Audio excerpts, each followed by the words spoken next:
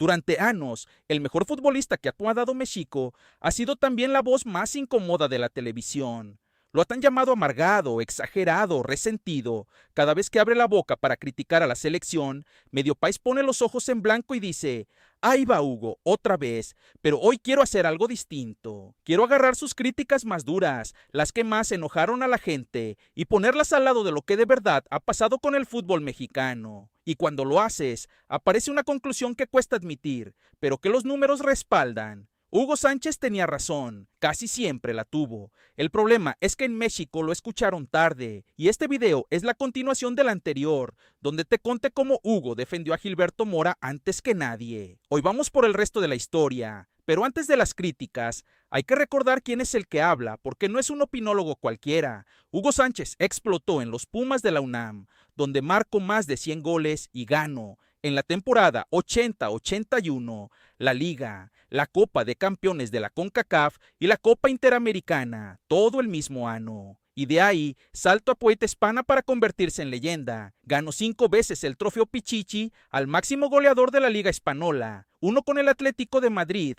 y 4 con el Real Madrid. Por eso lo llaman el Pentapichichi. Y aquí un dato que casi nadie cuenta bien: 4 de esos datos y 5 fueron seguidos, algo que prácticamente nadie había hecho. En la temporada 89-90, marcó 38 goles en una sola liga, igualando un récord que tenía 40 años, el de Telmo Zarra, y se llevó la bota de oro como el máximo goleador de toda Europa. Se cuentan además que la mayoría de esos goles fueron a primer toque, de una sola, dentro del área. Durante más de 20 años, fue el extranjero más goleador en la historia de la Liga Española, hasta que en 2014 lo superó un tal Lionel Messi. Y por si fuera poco, la Federación Internacional de Historia y Estadística lo nombró el mejor futbolista de toda la CONCACAF del siglo XX. Cuando un hombre así habla de fútbol, quizá valga la pena escucharlo antes de mandarlo a callar. Ahora, seamos justos, porque este canal no te vende santos. Hugo no habla desde un pedestal perfecto.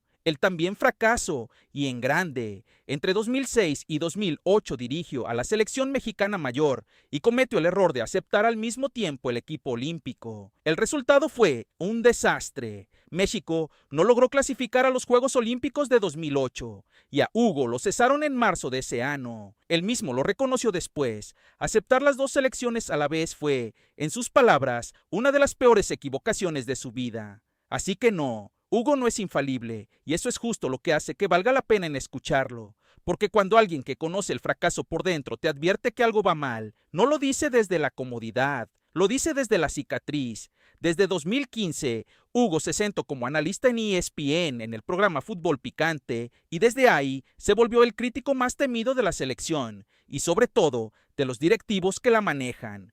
Y aquí está la clave que casi nadie quiere ver. Sus críticas no eran berrinches, eran advertencias. Una de las más repetidas tiene que ver con una decisión que en su momento casi nadie cuestionó. Durante años, los clubes mexicanos competían contra los grandes de Sudamérica en la Copa Libertadores. Lo hicieron desde 1998 hasta 2016, y Hugo lo dijo claro: mientras México se medio con Brasil y Argentina, su nivel subía. El día que dejamos de competir contra los mejores, empezamos a bajar. En su momento sonó a queja de viejo, pero mira el detalle que pocos saben. En 2024, la propia Liga MX confesó que un año antes había pedido permiso para volver a la Libertadores y que tanto la FIFA como la CONCACAF se lo negaron. O sea, ni siquiera fue del todo decisión de México. Lo dejaron afuera. Lo que Hugo veía como un retroceso, hoy es una jaula de la que el fútbol mexicano no puede salir. Antes de seguir, déjame pedirte algo rápido, porque ayuda muchísimo al canal. Si te está gustando este análisis y quieres que sigamos contando las verdades incómodas del fútbol mexicano rumbo al Mundial, suscríbete, dale like a este video y activa la campanita. Aquí desarmamos los datos, los récords y las historias que casi nadie te cuenta. Dale like si crees que a Hugo lo escucharon demasiado tarde. Listo, seguimos, porque viene la prueba más dura. Porque la frase que le costó carísima fue cuando dijo, sin anestesia, que México ya no estaba ni siquiera entre las 10 mejores selecciones del continente americano. La gente se le fue encima, lo acusaron de odiar a su propio país, de hablar mal por resentimiento. Y entonces llegó la prueba que ya no se podía discutir. El Mundial de Qatar 2022. México quedó eliminado en la fase de grupos, no en octavos, no en cuartos, en la primera ronda. Empató con Polonia, perdió con Argentina y aunque le ganó 3-1 a Arabia Saudita en el último partido, quedó fuera por diferencia de goles. Algo que no le pasaba desde 1978, hacia 44 años. La caída que Hugo llevaba años anunciando se hizo realidad en el peor escenario posible, frente al mundo entero. Y si te parece que eso es un solo dato, mira el panorama completo, porque es todavía más demoledor. México no llega hasta unos cuartos de final de un mundial desde 1986. 40 años. Y ojo, esa vez fue de local y cayó en penales contra Alemania. Antes de Qatar, México había clasificado a octavos en 7 mundiales seguidos, de 1994 a 2018, 7 veces seguidas llegando a la misma puerta y 7 veces seguidas estrellándose contra ella. En México le pusieron nombre a esa maldición, el quinto partido, el partido que nunca logran ganar para avanzar a cuartos. Hugo, mientras tanto, repetía que el problema de fondo no eran los jugadores, ni siquiera el técnico en turno, sino los ejecutivos que dirigen el fútbol mexicano, los que toman las decisiones de negocio por encima de las deportivas. Y cada mundial que pasaba sin romper ese techo le daba un poco más la razón. Pero ojo, porque Hugo no solo acierta cuando critica, también acierta cuando apuesta, y el ejemplo más reciente es perfecto, y es justo el que conecta con nuestro video anterior. Cuando empezó a sonar el nombre de un chavito de 15 años de Tijuana, Gilberto Mora, buena parte de la prensa lo veía con dudas. Demasiado joven, demasiada presión, en pleno fútbol picante. Cuando el entrenador Andrés Lilini cuestionó que se le diera tanto bombo, Hugo estalló y lo defendió. Dijo que no respaldar a Mora era una estupidez, que el chavo iban a ser una de las grandes figuras, y lo comparó nada menos que con Emilio Butragueño y con él mismo. Meses después, Mora se convirtió en el jugador más joven de todo el Mundial 2026.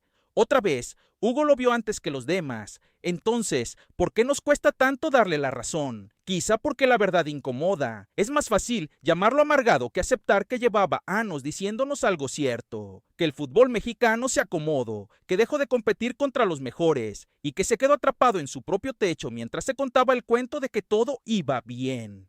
Cuidado, no se trata de volver a Hugo un profeta perfecto. Ya vimos que él también falló cuando le tocó dirigir. Pero una cosa es equivocarte haciendo y otra es tener la lucidez de ver el problema antes que nadie. Hugo Sánchez no siempre tiene la forma más diplomática de decir las cosas, eso es verdad, pero ser incómodo no es lo mismo que estar equivocado. Y la historia, una y otra vez, le ha terminado dando la razón. Así que la pregunta de hoy es para ti. ¿Crees que Hugo Sánchez es un crítico necesario, una voz que México debería escuchar más en lugar de callar? ¿O piensas que exagera y que vive del pasado? No hay respuesta fácil y por eso quiero leerte. Déjame tu postura en los comentarios y defiéndela. Y si te gustó este análisis, suscríbete a El Dato Redondo, dale like y activa la campanita, porque vamos a seguir desarmando las historias y los datos que de verdad importan rumbo al Mundial 2026. Nos vemos en el próximo y recuerda, en el fútbol, el dato siempre es redondo.